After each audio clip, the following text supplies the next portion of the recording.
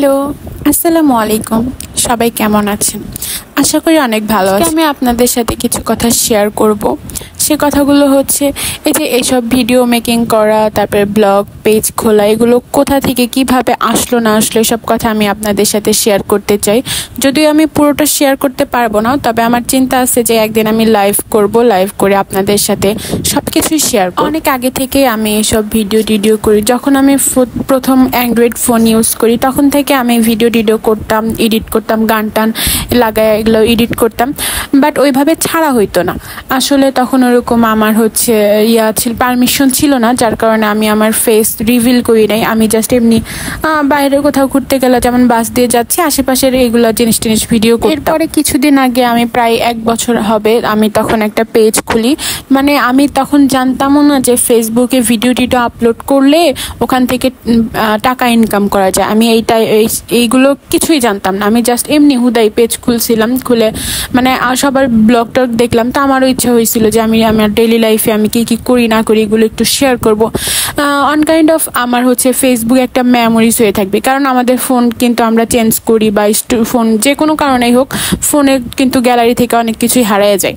যার কারণে আমি হচ্ছে পেজ খুলছিলাম। আমার মূল উদ্দেশ্য ছিল এটাই যে হচ্ছে আমি ভিডিও করব, এগুলো আমার মেমোরিজ হয়ে থাকবে এই কারণে।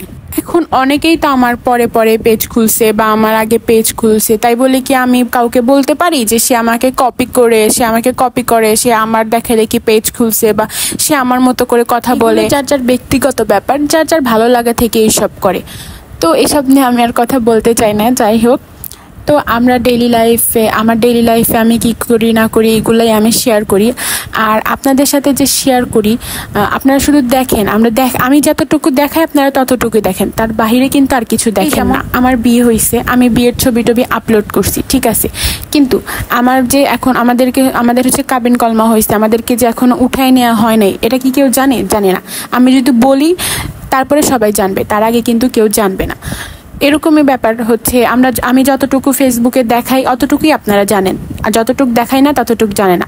সবাই ফেসবুকে আপনাদের ভালো মুমেন্টগুলা, তারপরে ভালো মুহূর্তগুলা শেয়ার করে, খারাপ মুহূর্ত কিন্তু কেউ শেয়ার করে না। আমি আগে রেগুলার ভিডিও দিতাম না, বাট আমি এখন থেকে রেগুলার ভিডিও দিব, কারণ আমার হাজব্যান্ড আমাকে অনেক অ্যাপ্রিসিয়েট করছে। সে বলছে যে তোমার যদি ভালো লাগে, তুমি যদি এটাতে খুশি থাকো, হ্যাপি থাকো, তাহলে তুমি ভিডিও করবা। কে কি বললো এইসবে কোনো যায় আসে না তোমার। আর কেউ যদি বলে, তুমি বলবা যে তোমার হাজব্যান্ড এগুলো করতে বলছে। আলহামদুলিল্লাহ, এত বড় সাপোর্ট পেয়েছি আমি, যার কারণে আমি নিজেই এখন থেকে রেগুলার ভিডিও ছাড়ি। আর সে আমাকে অনেক বেশি অ্যাপ্রিসিয়েট করে। সে আমাকে বলে যে তুমি এইভাবে ভিডিও করো, এইভাবে ভিডিও করলে অনেক সুন্দর হবে, এই অ্যাঙ্গেলে করো। ইভেন আমি তার সাথে বাইরে গেলে সে নিজেই আমার হাত থেকে ক্যামেরা নিয়ে বলে যে এরকম করো, তোমাকে আমি ভিডিও করে দিই। আমাকে অনেকভাবে সাপোর্ট করে, অনেক দিক থেকে। আলহামদুলিল্লাহ, তার মতো হাজব্যান্ড পেয়ে আমি অনেক লাকি।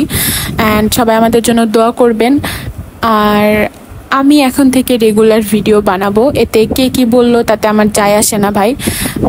ভিডিও সবাই করে এখন।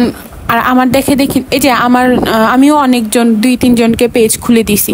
এখন কি আমি বলবো যে হচ্ছে আমি ওকে পেজ খুলে দিছি, ও আমাকে কপি করছে, ও আমার দেখে পেজ খুলছে, ও আমার দেখে ভিডিও করবে? এটা ওর ব্যক্তিগত ব্যাপার। তাই বলে কি আমি বলতে পারি যে ও আমাকে কপি করে, ও আমারটা দেখে ভিডিও করে, ও আমার মতো কথা বলে? আমি কেন এসব বলতে যাব ভাই? আমার কাছে আমার ভিডিও দেখে কেউ যদি আমার মতো করে, আমি আরো খুশি হব।